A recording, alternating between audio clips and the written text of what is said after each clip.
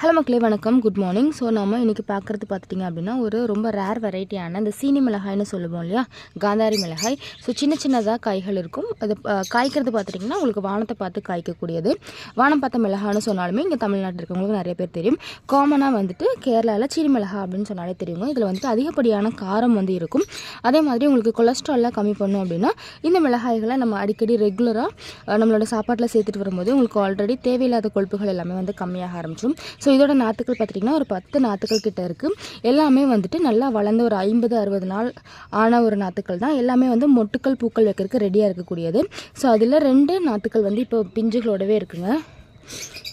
So பார்த்திங்கன்னா தெரியும். So இது செடி எல்லாமே பார்த்திங்கன்னா ஒரு அடிக்கிட்ட இருக்கும். ஸோ இதோட நாற்றோட விலை பார்த்திங்கன்னா ஒரு நாற்று 30 ரூபா வருது. வேணுங்கிறவங்க வாட்ஸ்அப் பண்ணிக்கோங்க. கோயம்புத்தூரில் இருக்கீங்க அப்படின்னா நீங்கள் டேரெக்டாக வந்து கலெக்ட் பண்ணிக்கலாம். கொரியர் போடுற அப்படின்னா கூட கொரியர் சர்வீஸ் அவைலபிளாக இருக்குங்க. வேணுங்கிறவங்க வாட்ஸ்அப் பண்ணிக்கோங்க.